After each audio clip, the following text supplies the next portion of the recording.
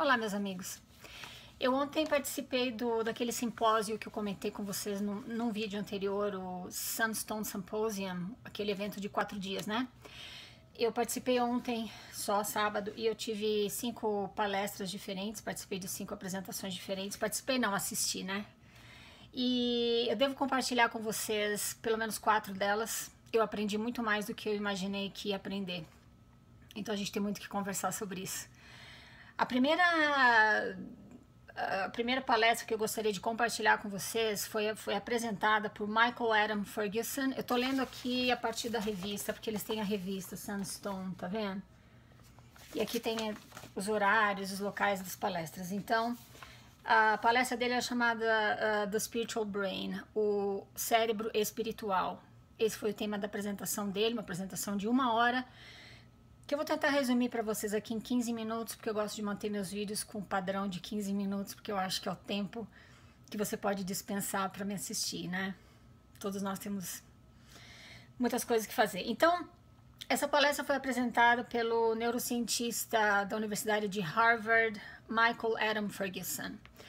Tudo que eu vou falar para vocês aqui hoje, eu estou parafraseando ele, né? Eu não teria condições de tirar isso aqui da minha cabeça, porque eu não sou neurocientista, nem quem me dera, né? Nem perto disso. Então, eu resumi a palestra dele e eu vou passar para vocês o que ele fala. Então, ele fala sobre os complexos estados de consciência, tá? Ele diz que nossa consciência ela tem 3 diferentes condições, que todos nós experimentamos em um momento ou outro do nosso dia a dia. Tem o estado estável, que seria o estado, né, normal, onde você está fazendo atividades comuns do dia a dia, você está trabalhando, você está estudando, né? Está preparando uma refeição, limpando a casa, enfim. Esse é o estado estável da nossa consciência. Existe um outro estado chamado em êxtase, quando... Eu vou explicar o que significa. E existe o estado místico. Então, nossa consciência tem 3 estágios: estável, de êxtase e místico. O que é o estado de êxtase da nossa consciência? Ele fala que durante o estado de êxtase, nós estamos super conscientes, você está assim, super esperto, você tem sentimentos de euforia, você tem uma energia incrível, acima do normal. Isso é espontâneo, essa super energia é espontânea. E você pode ter visões quando você está neste estágio, neste estado de consciência, não estágio, estado de consciência. Cognitivo, ele fala que nós temos processos perceptivos, acontecem processos perceptivos, alucinações e simulações mentais. Isso tudo acontece espontaneamente, a pessoa não está inventando, ela vê coisas, ela tem alucinações.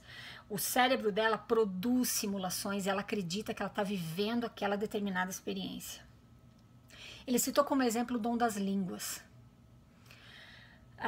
Ou aqueles, né, como a gente viu os protestantes, né, na Bíblia, né, tendo aquelas reuniões onde eles gritavam e falavam, até hoje nós temos, né? E as pessoas sentem, elas dizem que elas estão sentindo espírito e elas gritam e, né? Eu não estou criticando, gente, só estou passando para vocês o que ele falou, porque quando elas estão nesse estado de consciência extremamente eufórico, eles estão nesse estado mental de êxtase. Estado místico da consciência. Os fenômenos são de percepção sensorial baixa, então é completamente o contrário. Enquanto lá você está eufórico, aqui você está com uma percepção sensorial baixa. Ou seja, teus sentidos, né, visão, audição e tal, eles estão baixos. Você está no estado mínimo de consciência. Você está em estado de básica hipnose. Você não sabe muito bem o que está acontecendo, você não consegue perceber, entender direito o que está acontecendo. Você está quase num estado de meditação, tem baixa energia mental. No sistema cognitivo, ele diz que esse estado de consciência provoca o desacoplamento perceptual, cognição baseada em introspecção. Então você fica introspecto, você fica num estado meditativo, tranquilo. Está sentindo o espírito. É assim que as religiões definem esse estado mental. E ele dá um exemplo. Ele diz que muitas pessoas nesse estado, elas choram, elas nem escutam barulho lá fora. Eu já escutei tanta gente falando assim, falando, eu participei daquela reunião, o espírito estava tão forte que eu nem escutava o barulho da rua. Percepção, desacoplamento perceptual. Aí as pessoas choram, algumas têm aquele sentimento de, se eu pudesse eu largava tudo e ficaria só pregando o evangelho, só servindo as pessoas. Porque elas estão nesse estado mental místico. Isso tudo são processos químicos que estão acontecendo no cérebro, provocados por fatores externos, coisas que você está ouvindo, assistindo, presenciando. Aí ele define a palavra sabedoria como sendo o resultado de alto nível de abstração lógica de experiências vividas, tá, gente? Eu vou repetir. Sabedoria, o resultado de alto nível de abstração lógica de experiências vividas. Aí ele coloca a seguinte observação dentro do contexto religioso. Fatores situacionais, culturais ou empíricos têm ainda mais poder na formação de um modo sábio de pensar. Aqui entra a coisa do testemunho. Quando a gente fala, eu sei que essa igreja é verdadeira, eu sei que Joseph Smith foi um profeta de Deus, é porque você teve experiências em que a tua consciência entrou no estado místico e agora isso para você é sinônimo de certeza, de sabedoria. Você sabe que o evangelho é verdadeiro. Apesar de você não conhecer nada da história, você não tem uma abstração lógica dos fatos. Não. Elas deixam de fazer sentido. Porque, de novo, ele definindo a palavra sabedoria dentro do contexto religioso. Fatores situacionais, culturais ou empíricos têm ainda mais poder na formação de um modo sábio de pensar. Ele aborda, então, como esses estados de consciência podem nos ajudar a entender como o livro de Mórmon foi produzido. Ele cita, então, Dan Vogel, o autor do livro Joseph Smith, The Making of a Prophet, que eu vou deixar no meu vídeo para vocês, na descrição, para vocês procurarem se quiserem. A gente poderia traduzir o título como Joseph Smith, o surgimento de um profeta. Ele diz que Dan Vogel fez um estudo do cérebro de Joseph Smith e ele chegou à seguinte conclusão.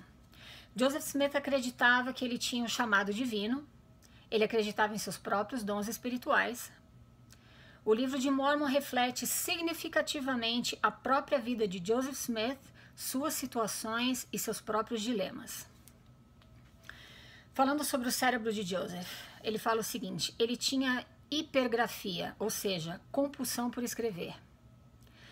Ele tinha uma hiperreligiosidade, ou seja, sentimentos religiosos e interesses intensos e persistentes relacionados à religião. Sexualidade atípica, ou seja, repetição de um comportamento sexual atípico que não é socialmente normal, incluindo hipersexualidade. Então, hipergrafia, que eu já defini para vocês o que é, hiperreligiosidade e sexualidade atípica. Essas três características definem uma neurocomportamental condição chamada Síndrome de Geschwind. Também está na descrição do meu vídeo para vocês pesquisarem. Essa síndrome se desenvolve a partir da epilepsia do lobo central no cérebro, a qual é a causa mais comum de crises epilépticas. Se você pegar Joseph Smith, em Pérola de Grande Valor, Joseph Smith, capítulo 1, versículo 15, ele fala o seguinte, isso aqui aconteceu um pouco antes dele ter a primeira visão que ele disse que teve. Depois de me haver retirado para o lugar que previamente escolhera, tendo olhado ao redor, encontrando-me só, ajoelhei-me e comecei a oferecer a Deus os desejos de meu coração. Apenas iniciara, imediatamente se apoderou de mim uma força que me dominou por completo. E tão assombrosa foi sua influência que se me travou a língua, de modo que eu não podia falar. Uma densa escuridão formou-se ao meu redor e pareceu-me por um momento que eu estava condenado a uma destruição súbita. Isso aqui, segundo o neurocientista Michael Adam Ferguson, são sintomas de uma crise de epilepsia. Concluindo, segundo Michael Ferguson e Dan Vogel, Joseph Smith sofria dessa síndrome chamada síndrome de Geschwind.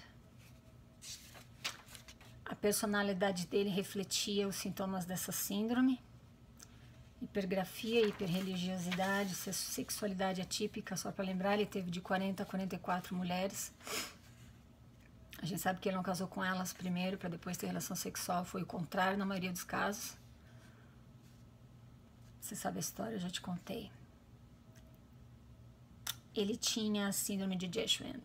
Ele teve uma crise epiléptica que provocou a visão, que na verdade não foi uma visão, ele não viu fisicamente, foi uma alucinação que ele teve. Alucinação essa que ele mudou a versão 8 vezes.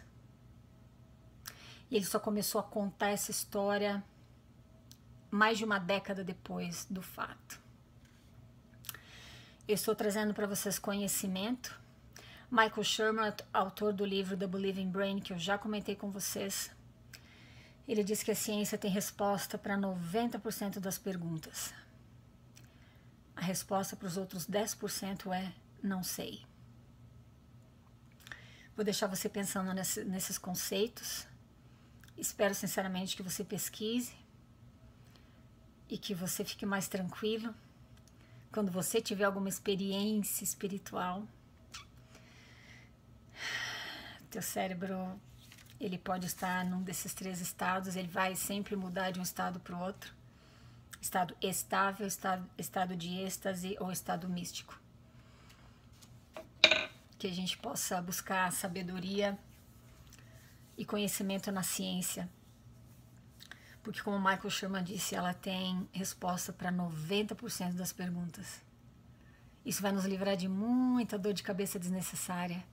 Muito menos pessoas vão conseguir tirar vantagem da gente. Ai, você agora tem um testemunho que você não pode negar. Não, amigo, isso não é um testemunho, isso é só um processo químico que aconteceu no meu cérebro. Eu mudei de um estado de consciência para o outro. Só isso. Isso aconteceu aqui dentro e não lá fora. Aconteceu dentro do meu cérebro e não lá fora. Muito obrigada por me escutar. Nos falamos numa próxima. Tchau, tchau.